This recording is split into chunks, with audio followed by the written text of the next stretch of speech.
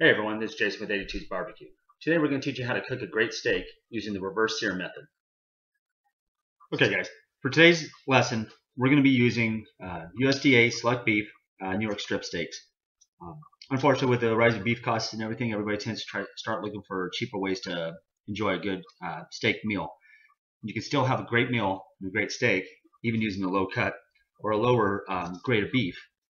Just by using the simple technique. Like I said, we're going to go over the reverse sear method of cooking a steak. Right here, we have about 1 pound of New York strips. Is what we're going to be using. First thing we're going to do, about an hour before you're ready to cook, you get your steaks out of the refrigerator, and you're going to season them up. It's going to give them a chance to go through a really quick wet aging process. We'll start pulling some of the moisture out and around, and allowing the steak to tenderize up. I mean, as you can tell, these right here, they really don't have a whole lot of marbling in them, but when they're done, they're still going to be juicy, they're still going to be tender, and they're going to taste fantastic. First thing we're going to do, I'm going to season them up with a little bit of garlic salt. That's going to help pull the moisture up through the meat, put flavor down inside it. You don't want to get too crazy with it, just put a nice little even coating across the steak.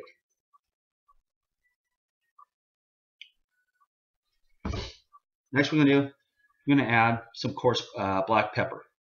So you can give the beef a nice end flavor. Pepper seems to go really well with beef. Don't be afraid to be generous with this. I mean, get some pepper on there, allow it to sit. And again, it'll help pull the flavor down inside it. After we get this all seasoned up, we're going to sit here and we're going to let these steaks sit for about maybe 5 minutes or so. We want to let the moisture start coming up to the top so that when we flip them over to do the other side, we don't lose any of the seasoning on it. Okay, now that the other side's had a chance to get some moisture to the top, we're going to go ahead and season up the other side. You're going to use the same process. Get some garlic salt across the top. You can use whatever seasoning you want. Just make sure it has a nice balance of salt and some pepper along with it. Once we get these all seasoned up, we are going to put them back in the refrigerator. These need to sit for, let them sit for about an hour or so, give or take. And this is going to give a chance to do a quick wet aging process on it. It's going to let all that moisture start pulling around and pulling seasoning and flavor down inside the meat. So it's going to help break down all the what little bit of connective tissue we have in here. It's going to help to make it a little bit more of a tender meat. So after we get them in the refrigerator, we're going to get to cooking. Okay, while we're letting our steaks sit in the refrigerator for a little bit, let's talk a little bit about this reverse sear method. This is not your typical way of cooking steak as you've done in the past, or have you've been taught by your dad and stuff. You're not going to cook it fast. We're actually going to cook it slow and give it some time to break down everything. What you want to do on your grill is you're going to set it up in a two-zone cooking style. One side of the grill is going to have all your charcoal. The other side's not going to have anything at all. You're going to shoot for a temperature range of about 250 degrees. Put your steaks on there. You're going to allow them to sit until they get up to about 100 degrees. That's the important thing of keeping them in the refrigerator right now, because you don't want them at room temperature. Keep them at a room temperature and they're going to cook too fast. You're going to miss your marks. So take them out of the refrigerator. You're going to put them on there. Like I said, cook them about 10 minutes. Depending on the thickness of the steak, it can vary the cooking times. But you're going to shoot for 100 degrees.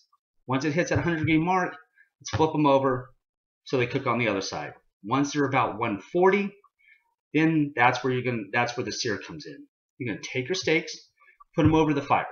Let that sit in and really start cooking nice and good. Get a nice sear on the outside. Flip it over. Continue to do the same. Wait till you get some really nice dark color on them. Once they're there, you're done and you're going to have a fantastic steak.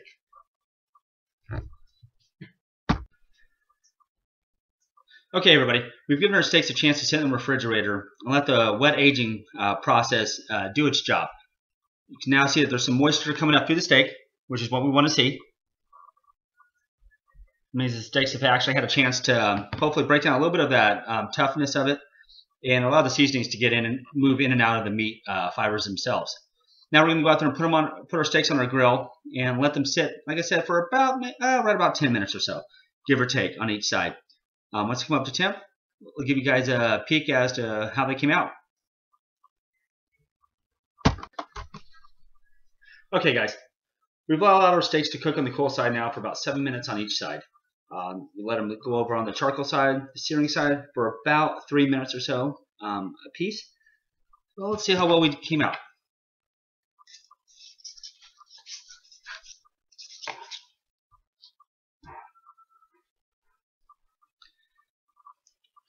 Not too bad for a thin steak. That right there is about a medium well. I like to shoot for a medium rare, but on the thinness of it, makes it a little bit harder to cook. It still is going to be one heck of a steak once we get a chance to eat it.